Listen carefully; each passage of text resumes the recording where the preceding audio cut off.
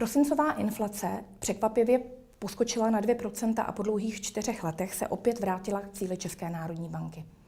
Na další vývoj inflace a jeho dopad na měnovou politiku České národní banky a ukončení jejího kurzového závazku se zeptám Petra Krále, náměstka ředitele sekce měnové České národní banky. Dobrý den. Dobrý den. Česká národní banka tady opět plní svůj cíl. Proč neukončíte svůj kurzový závazek hned teď, ale chcete čekat zhruba až do poloviny roku 2017? Česká národní banka opakovaně komunikovala, že podmínkou pro ukončení kurzového závazku je udržitelné plnění inflačního cíle. V závěru loňského roku se inflace nečekaně rychle zvýšila, zejména v důsledku pohybu cen tradičně volatilních druhů potravin a v samotném prosinci se přidaly i cenové dopady zavedení elektronické evidence tržeb. Ke splnění cíle tedy došlo o něco dříve, než Česká národní banka očekávala. Naše nová prognóza očekává, že ke splnění podmínek pro udržitelné plnění inflačního cíle by mohlo dojít zhruba počínaje polovinou letošního roku. Bankovní rada České národní banky na únorovém měnovém zasedání konstatovala, že jako pravděpodobné vidí ukončení kurzového závazku právě okolo poloviny letošního roku. Existují nějaké faktory, ať už domácí nebo zahraniční, které by mohly ukončení kurzového závazku oddálit nebo možná naopak urychlit? Zatím to vypadá, že ten příběh je relativně robustní. Existují samozřejmě nejistoty pramenící z některých domácích či zahraničních veličin, ale ty nejistoty nejsou výrazné nebo výrazně vychýlené jedním či druhým směrem, takže ten předpoklad ukončení závazku zhruba v polovině roku se zdá být velmi robustní. Nedávno jste publikovali novou prognózu, kterou vydáváte 4krát ročně. Jaká je tedy čerstvá prognóza, čerstvá předpověď pro inflaci na letošní a příští rok? Podle nové prognózy České národní banky inflace v nejbližších čtvrtletích dále vzroste a do horní poloviny tolerančního pásma cíle. V závěru letošního roku se otočí a na horizontu měnové politiky, to jest v první polovině příštího roku, se bude k inflačnímu cíli, k 2% cíli ČNB vracet zhora. Proč vlastně Česká národní banka chce, aby inflace rostla 2% tempem? Nebylo by pro lidi lepší, kdyby ceny nerostly vůbec? Mandátem České národní banky v oblasti měnové politiky je udržovat cenovou stabilitu. Ovšem vyjádřením cenové stability není absolutní stagnace cenové hladiny, nýbrž její malý pravidelný pozvolný růst v tempu zhruba 2%, což je mimochodem cíl, který uplatňují téměř všechny vyspělé centrální banky. Proč jsou to zhruba 2% a ne ta nula, tak těch důvodů je několik.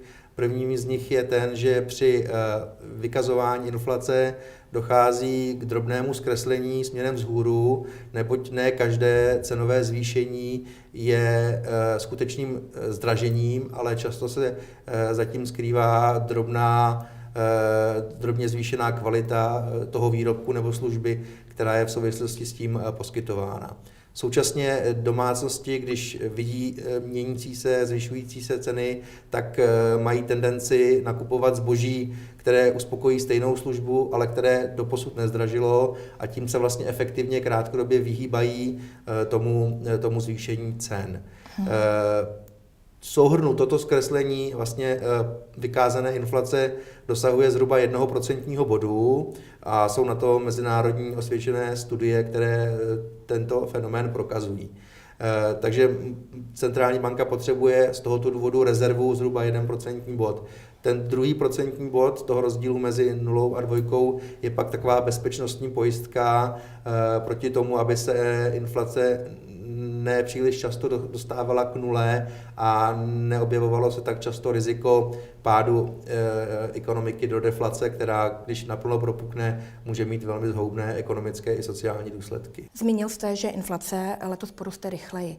Jaký dopad to bude mít na české domácnosti a jejich koupěschopnost? Jejíž růst byl obnoven teprve nedávno. Bude tedy pokračovat růst životní úrovně českých domácností? Růst spotřeby domácností bude pokračovat, neboť reálná kupní síla poroste. S tou prognózou je konzistentní další urychlení nominálního mzdového růstu, poroste rychlejším tempem než doposud průměrná mzda a dál se bude zvyšovat, byť zpomalujícím tempem, celková zaměstnanost. Samozřejmě zvýšení inflace, o kterém jsem hovořil a které v této souvislosti správně připomínáte, bude působit na mírné zpomalení toho růstu, ale to bude nadále natolik robustní, že udrží růst spotřeby domácností v tempech kolem 3% i v roce 2017 a 2018 a spotřeba domácností tak bude spolehlivým tahounem pokračujícího ekonomického růstu. A možná poslední otázka. Na konci loňského roku se v médiích objevily články na téma Česká národní banka a její tištění peněz jako o závod. Můžete tedy potvrdit, že Česká národní banka skutečně tiskne peníze jako o závod? Tak to pravda určitě není. Provádění měnové politiky formou udržování kurzového závazku, který Česká národní banka drží a zvyšuje své devizové rezervy, nevede k tištění peněz, ke zvyšování množství peněz v oběhu, ke zvyšování množství bankovek a mincí. To, co Česká národní banka dělá, je, že nakupuje od tuzemských bank devizové prostředky a proti tomu zvyšuje rezervy bankovního sektoru, to jest vklady těchto tuzemských bank vedené u centrální banky.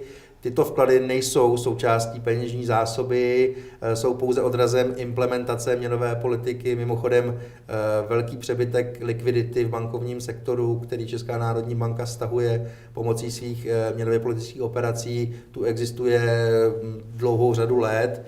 Intervence tento přebytek významně zvýšily, ale nezměnily tu kvalitu. Množství peněz v oběhu roste tempem pod 10%, které je relativně stabilní, odpovídá růstu ekonomiky, nominálního disponibilního důchodu domácností a množství oběživa, to znamená bankovek a mincí, to tak narůstá stabilním tempem kolem 5%, které odpovídá růstu spotřeby domácností, čili o žádném závodu v tištění peněz se v žádném případě hovořit nedá. Takže nám žádná hyperinflace nehrozí. V žádném případě. Děkuji moc za rozhovor. Budu se těšit zase někdy. Naschledanou. Naschledanou.